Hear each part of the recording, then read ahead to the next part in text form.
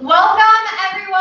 We are super excited to be giving you guys another session in the Elevate Your Dog Summit. And I've got Jess Okon here with me, as well as our two little demo dogs here. We've got Rue, the Australian Shepherd, and Heth, the miniature American Shepherd. And I also want to introduce Robin Bennett from the Dog Gurus, who we have on here as well.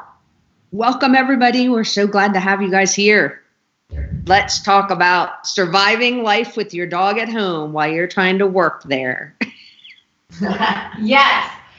So we kind of have a hit list of different items that we wanted to talk about and give you guys some tips on working with your dog from home.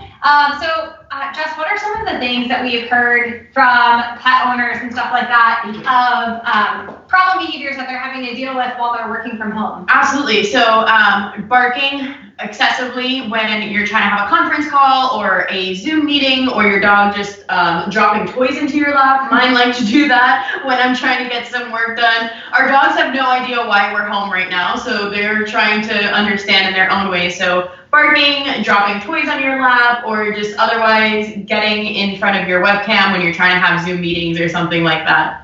Yeah, and then Robin, I think you shared something about like working with kids and like how kids and dogs are spending a lot more time together right now, and some of the struggles we might have at that too. I think that goes in the whole category of surviving when you're trying to work at home. You got the dog, you got the kids, you've got both of them coming in potentially to get your attention, and so we're going to give you some ideas of maybe getting those two to go off and do some things on their own together while you're at work in your office or wherever you're working from home right now.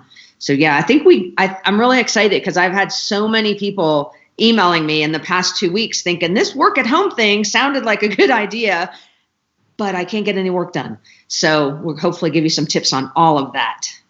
Yeah, and there's one other problem that we'll talk a little bit about too, and that's separation anxiety or supervised separation. You know, I think a lot of people think, oh, this is great that I get to work from home with my dog, and for those that are, you know, enjoying it, maybe they're spending a lot of time with their dog, but what does that mean when, you know, this pandemic, it has settled a bit and we return back to our normal lives and back to work and stuff like that? What does separation anxiety look like, and what are some things that we should be doing while we're working from home? So let's jump right on into it. Really quick, sorry, I want to cut you off there, Jamie, but if anyone has questions while you're watching this live, please comment them below. I am monitoring our comment section, so if you have any questions, drop them below and we'll do our best to answer them throughout the live today. Awesome, yeah, great interjection. So let's jump right into it.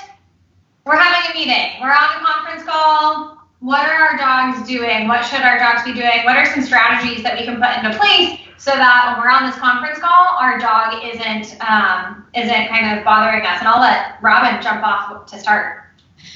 Well, I have a couple pretty easy tips to begin with. Number one is this is a great time before you actually go to work, since you don't have that travel time anymore. You're basically going from your bedroom to your office or wherever you're going to be working. I would use that travel time to maybe get your dog out on a little walk or do some kind of physical activity to get them started off by tiring them out first thing in the morning. I mean, they're going to be ready to go and they're going to be wondering why you're still there. So use that time that you would typically travel to your office location to just get outside, take them for a walk, throw the ball, you know, obviously honoring all the social distancing stuff, but you and your dog just use up some energy. And then when you bring them back in, my recommendation is have a ready supply of what I call attention, things that you can do to get your dog's attention on something other than you. So one of the typical things that I use, which is the easiest thing for me, is a Kong toy, any kind of hollow toy that your dog can chew on. I stuff these with various food, leftover food, sometimes my dog's treats, sometimes bananas, whatever. And then because my dog is pretty persistent, I actually freeze these. So it takes him a while to get the food out. Now, if your dog's never had a stuffed toy or a stuffed puzzle kind of toy, I would make it relatively easy at first. But as your dog gets better and you kind of learn your dog's persistence level, maybe make it a little bit harder. Initially, the treats can just fall right out. But for my dog, I actually stuff the toy pretty full, and then I put it in the freezer. And then I give that to him before I'm about to get a phone call or before I'm about to get on a conference call, or for instance, right before this call here, I gave one of these to my dog so that he's doing that and I can have, 30 minutes to an hour to do whatever I need to do. So that's kind of an easy way to manage the situation. I know you guys probably have some other suggestions as well, so I'm going to throw it back to you guys to talk about some other ideas. Those are all really great. One of the other bullet points that we kind of brainstormed leading up to this Facebook Live was talking a little bit about training an off switch. And one of the ways that we do that is by training our dogs to go to their bed or go to their place board, or go to their climb, which is what our dogs are doing up here until we ask them to do something else. So what's really important about like training an off switch is you want to make sure that you're rewarding your dog when they are actually relaxed. So this is probably a really good example. Rue, you can see, is laying down right now. He's got his head turned away from me. He's not, trying to engage me in any work or play or anything like that. So his off switch is engaged. So what I can do is I can reward him for that, calm demeanor. Whereas Hef over here is ready to work. Yes. His on switch is engaged. So he's still trying to get Jess to engage with him or be rewarded. And I'm sure that if we ignored him for another 30 seconds that he would chill out too. But this is really great to point out. So you'll see that he's laying down, but every once in a while he'll like kick his foot out and say like, look at me, I'm so relaxed, I'm laying down. Or sometimes what he'll do is he'll put his head down on his feet, and that's his way of saying like, look, I'm relaxed. So you really want to wait your dog out, wait until they're actually really relaxed, really not trying to engage with you, and then reward those moments. So you can see now that I've given Rue a treat, he's like, okay, hey, there's food that's available, there's reinforcers that's available, so now I actually want to work. So I would ignore him until he puts his head down or takes a deep breath, that sort of thing. So when it comes to training an off switch, it's really about finding those moments when your dog is actually relaxed and calm and rewarding those. So you can see now he's put his head back down, he's relaxed, he's not trying to get me to work with him, so now would be a good time to reward him. Hef's just ready to go. And with Hef, because he's off switch is not as off, I'm waiting for even him just looking away from me. Anything that just says like I can relax and just look away, I'm not engaged with mom and staring at her wondering when my next cookie is going to be. So every time I give him a cookie, he re-engages with me, so I have to really not look at him and kind of use my periffs right now, my peripheral vision, and see when he's putting his head down or relaxing in other ways. Yeah. Another way that you can work on this with your dog is tethering them with a leash. Yeah. So if you tether them to a heavy piece of furniture, or you can tether them to yourself if you're going to be relatively stationary, and then just ignoring the dog. And, for the first couple of minutes, they're going to try and engage with you, try and get you to do some things. But when they finally give up and just, relax, definitely rewarding them during that point as well. And soon they'll be relaxed for longer and longer periods, and you can have that kind of off switch in the house. Yeah, I was gonna jump in and say I love that you're rewarding calm behavior or the dog's doing nothing. Most of the time people don't think about that. They don't think about rewarding calm behavior. But you have to also understand how dogs learn. They're gonna do, if you give them something they want, they're going to do whatever preceded that behavior. So I literally went over to someone's house, this was a while ago, because they were having problems getting work done. They were studying for school. They were getting a master's, and they said, every time I go to study, my dog will not leave me alone unless I give him treats. And so she demonstrated this idea by going into the room where she had treats, and the dog would come up and paw at her and then bark, and she would throw him a treat in order to get him to be quiet. And I explained to her, you're actually rewarding him. You're actually teaching him to paw at you and bark at you because he's getting the treat right after he does that. So it's really important to understand that whole theory of how dogs learn. You might think you're just trying to get them away from you by tossing a treat or whatever, but you also have to realize you're rewarding them. And we have time all during the day to do exactly what you guys are talking about, which is reward that calm behavior. So I love that. And I love the tethering idea as well. Another option you can do if you are about to get on a phone call or about to do something where you want it to be a little bit quiet is any kind of puzzle toy. And we did a whole session on the Elevate conference about boredom busters. And some of those are things that your dog can do by themselves. So go back to that video and look at those things. But things like snuffle mats or puzzle toys, any of those things that you're going to give to your dog before you get on that phone call. But again, teach them how to use it before you just give it to them and walk away. And obviously make sure that, it's not something they're going to tear up or destroy while you're on your call. So check out that as well. I'm going to throw it back to you guys to talk about some of the barking that you had mentioned. Barking at things when you're on a call, or barking when you're trying to just get some work done. What ideas do you have for that? Yeah, so we talked about some training ideas, but there's lots of other things that you can do to manage it as well. And I'll talk about this. I have a house of 4 dogs, and all of them are very vocal dogs. They like to tell me what's going on outside. So when I work from home, I have to really pay attention to not only setting up an environment that's good for me to work in, but setting up an environment that's going to reduce the outside sources that are going to make my dog bark. So for example, I have these big, beautiful bay windows in my living room that face my driveway, but every time that my neighbor pulls in and out of her driveway or has her dog outside, my dogs go to the window and bark. So really easy, simple solution was putting up some blinds and some curtains and blocking that visual stimulation for my dogs to no longer be able to see my driveway, and it's drastically brought down the barking level in my house. So, not only setting up an environment for you to work in, but set up your environment that's going to set your dog up for success. So blocking windows, closing doors, if you have to cover a crate or wherever that you have your dog stationed while you're working, proof it. Just like we child-proof our houses before babies come home, and when we do it with puppies, sometimes we have to do it with adult dogs as well. So if your dogs like looking out windows and barking at squirrels or barking at the mailman as he goes by, let's think about how we can block those areas, either not allowing your dog access to look at those windows or just covering them up in the meantime so the dogs don't have that trigger in order to start barking.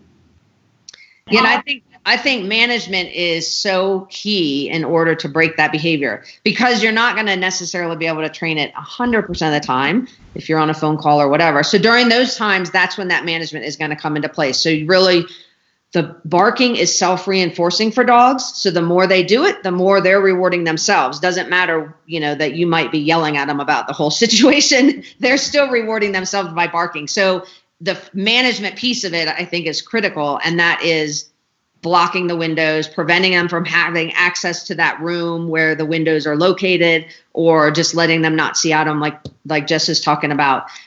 Jamie, I know we talked a little bit, and this goes into the whole training piece about sort of training the dog not to respond that way. And I know you've done this a lot with the doorbell challenge.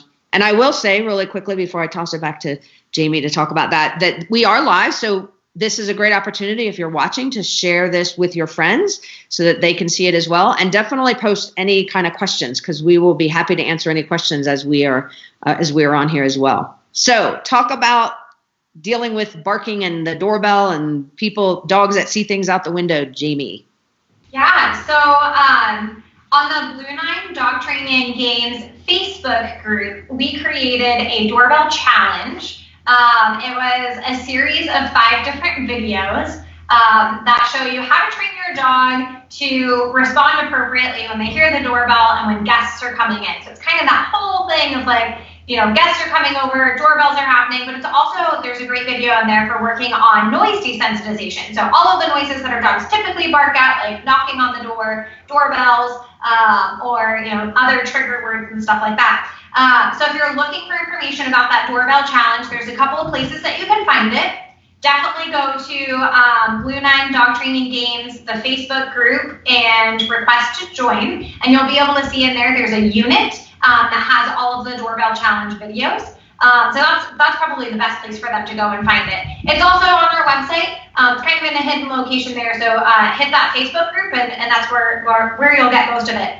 And that kind of leads us into like managing kids and dogs too. So if we're doing all of these fun training exercises with our dogs to get them engaged and work on some of their problem behaviors that they might have in order to make them a little bit more manageable, this is definitely a family affair too.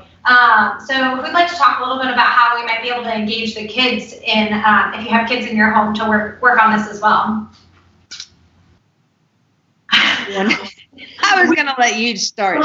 Robin, you're the only parent here. So. All right, I'll start. So my kids are in their 20s now, so it's not a big issue now. But I, at one point, had 3 dogs and my 2 kids all in the house. They were all, young. The dogs were young. The kids were young. It was a nightmare. And I did try to work from home a lot at that point. So I do feel like I have some things to say for this that'll help. And one is really kids 8 and above, I find are amazing dog trainers. Like if you give them a little bit of information on what you want them to do with their dog, they're awesome.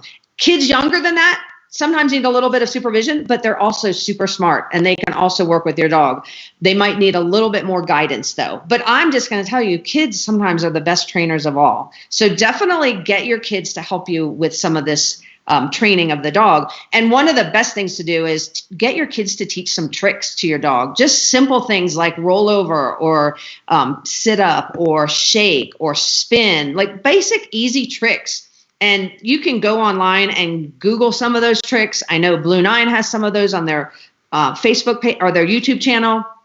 And get your kids to watch those and then say, hey, let's see if today or by Wednesday or by Friday or whatever, let's see if you can teach the dog how to do a spin. And the great thing is they're going to have fun. The dog's going to have fun. They're both going to be mentally exhausted because it's going to cause them to both think, both the children and the dogs. So that's one thing, is just give them some treats. Let them try to work with the dog and see what they can do. They might come up with some really unique tricks too that will surprise you. My kids used to always teach my dog things that I never had thought of. So they were the ones that first taught him to crawl. They were the ones that first taught him to go through a tunnel. And some of those things I would have taught my dog eventually, but my kids were on it and it was fun for them. So definitely doing that kind of thing.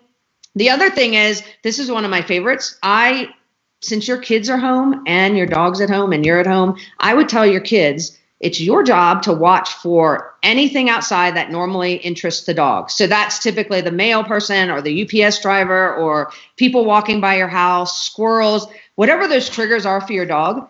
Tell your kids it's their job to watch for those things. And every time they see them, they need to call the dog away from that thing to them in another room, ideally. They might start out kind of close, but the goal is eventually that they can call the dog away from those things.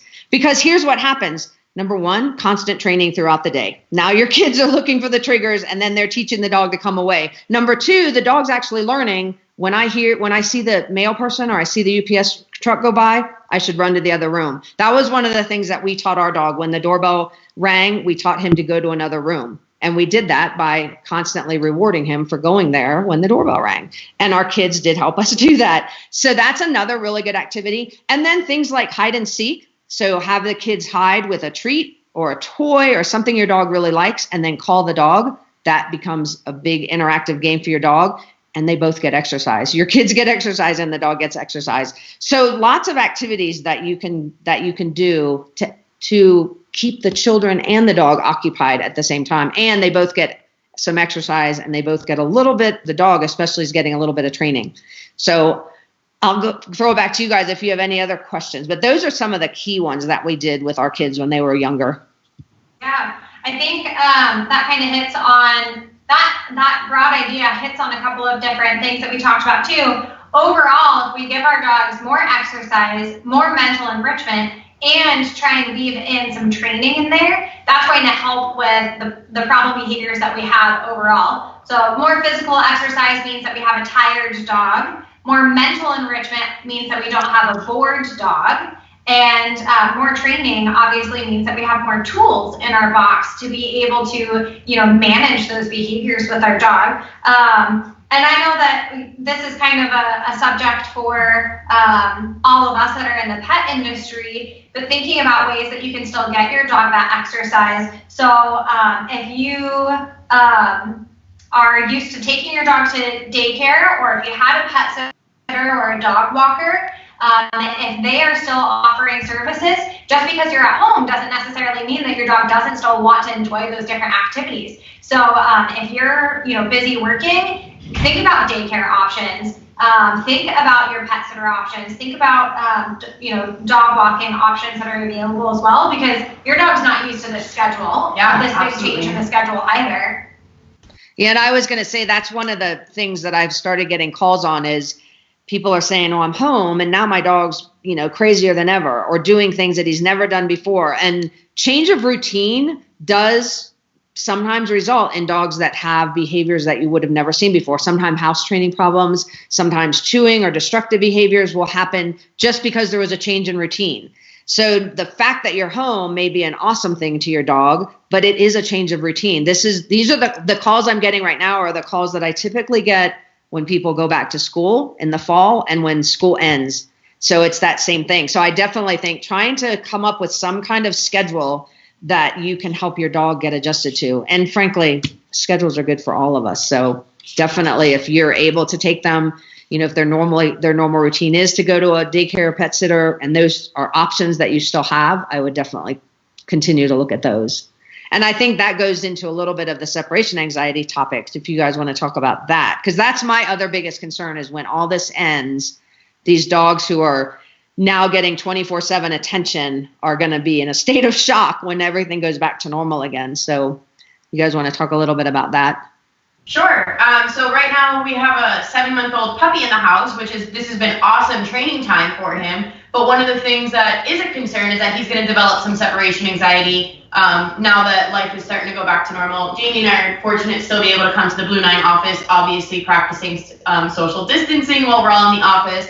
But my puppy is spending some time in his crate throughout the day, even when I am working from home. So we'll get up in the morning, we'll go in our normal potty break, keep our normal routine, and then the puppy, as he's still very much in the learning process, is still getting crated during the day, and then he comes out from his, for his lunchtime potty break and playtime, and then goes back into his crate. And we're doing that because we want to keep that routine as much as possible, so that when Blue 9's back on the road and I'm traveling again and my puppy can't have 24/7 playtime and roughhousing with the other dogs and needs to be back in his puppy area, he's used to it, and there's not that shock of, oh my gosh, I've been out for a month and a half now and now I have to live in my crate for 8 hours a day.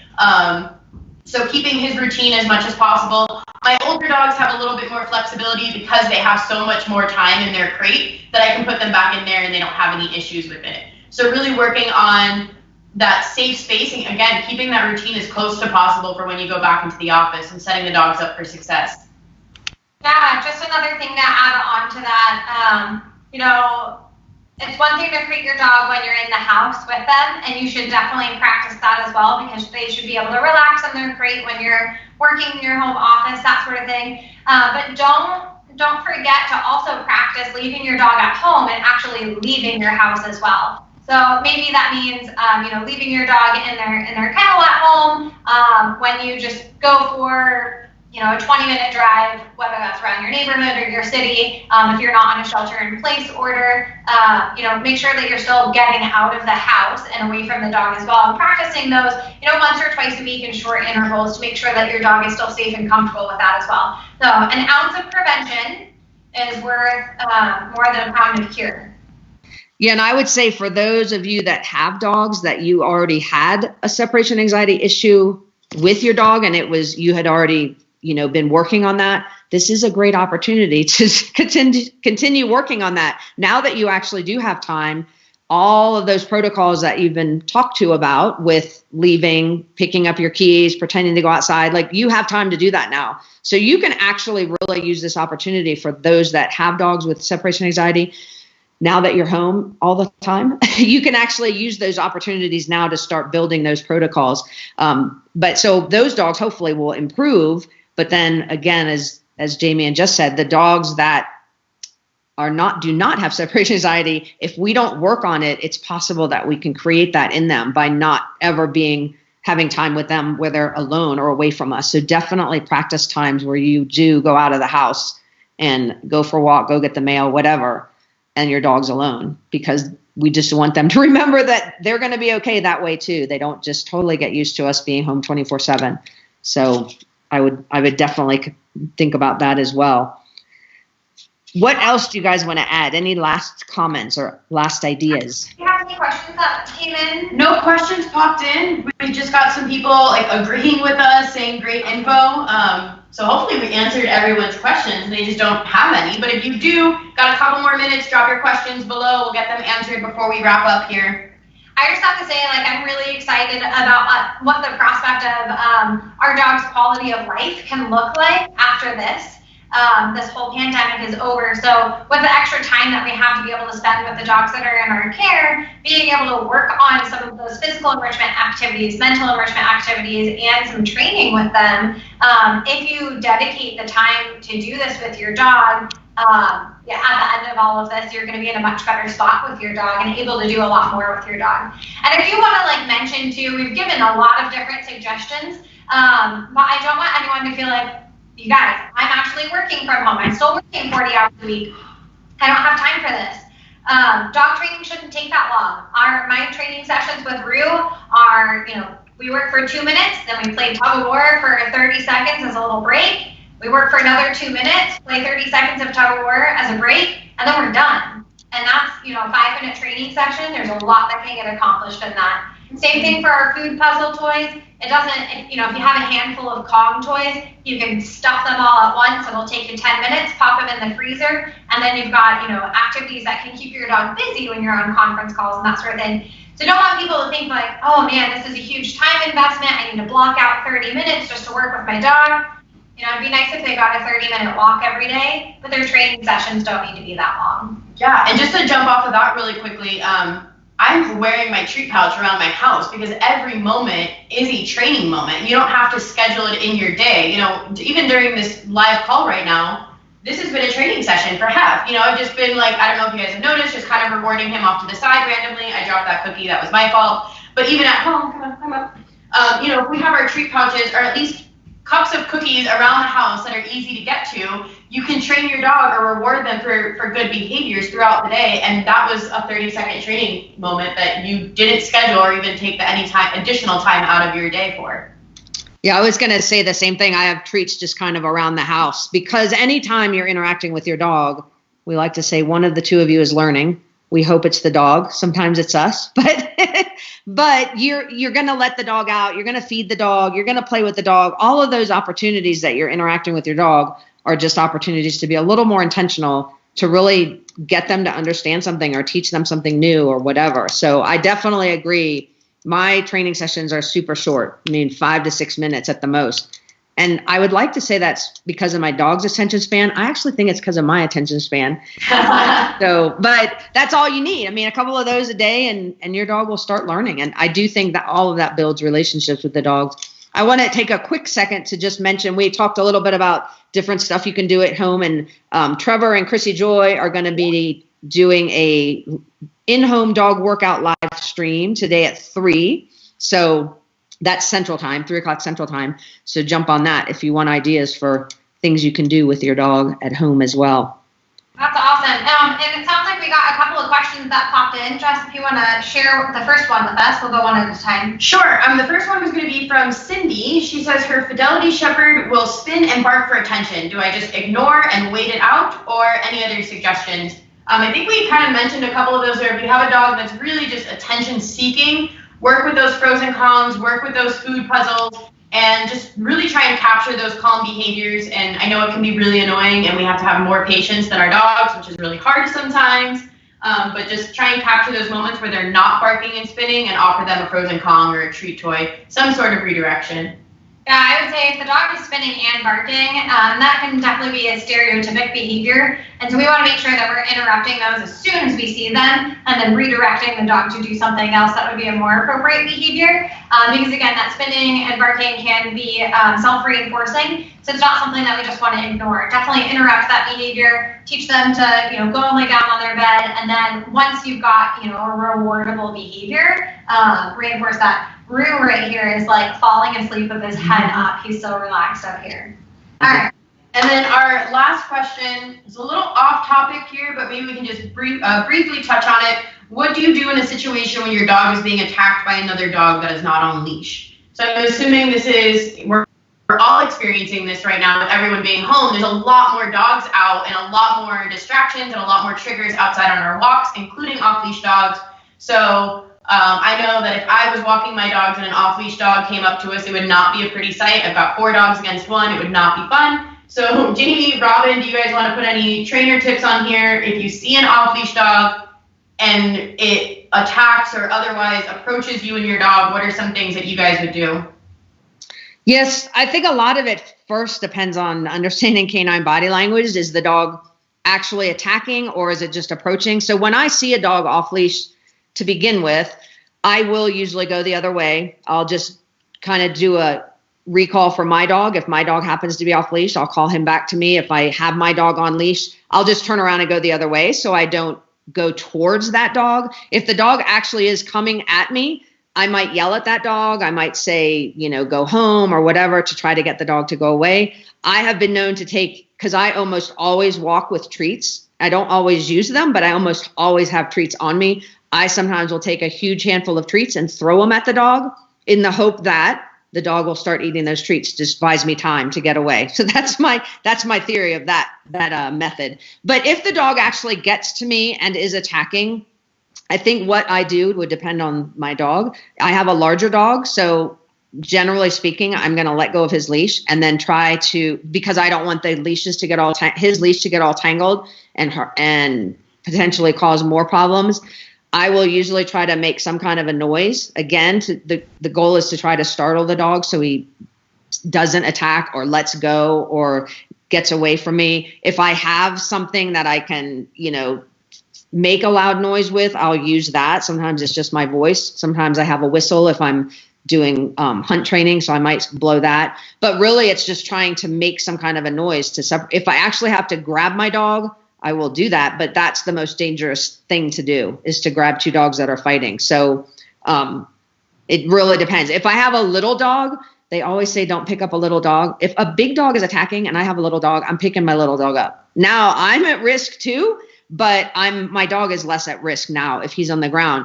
I would also, if there's something you can put your dog on, like a car. I know somebody, I saw on Facebook somebody that actually put their dog in a trash can. Like a dog was going to attack it and she picked it up and put it in a trash can. I thought that was brilliant. I mean, I'm going to protect if I have a little dog and there's a big dog approaching. The good news is a lot of times if you become kind of big yourself and yell at a dog approaching, a lot of times they will go away. So I try to, head it off before it gets to where they're actually fighting. And again, just throwing stuff at the dog, making noise, telling it to go home, whatever. A lot of times that's enough to get the dog to go away. Yeah, all great suggestions. Well, to kind of wrap this up with you guys, Robin, can you think of any resources or places where people can find out more about you or any offerings that you have that are kind of on the topics of, some of the different training things that we talked about? Well, I actually work primarily with daycare boarding facilities. You can find out about me at my website is thedoggurus.com. Or you can email me. I am a certified professional dog trainer. So you can email me at robin@thedoggurus.com. But I would reach out to daycare and boarding facilities in your area. They're actually selling a trick training program right now that I did. And they are using it to help keep their clients' dogs busy at home. But that's a trick training program that you can get from some of our local vendors. If you can't find somebody in your area, contact me and I can put you in touch with someone that can get that program to you.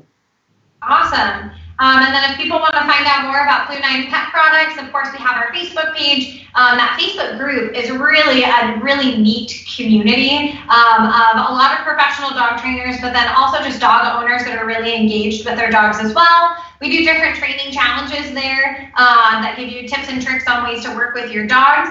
And then Blue 9 also has a learn section on their website, so they can definitely check out that. Jess, can you think of any other resources that you might recommend? Our YouTube channel. Subscribe to Blue 9's YouTube channel. We've got dozens of videos that will give you just real quick ideas that you can do throughout the day and like short little bursts. YouTube, Facebook group. Awesome. Well, I want to say thank you to everyone who joined today. There were a couple of really great questions in there. Feel free to continue to throw some questions underneath this live stream. We'll definitely circle back around. But until then, it was really nice chatting with everyone. Thanks, everybody.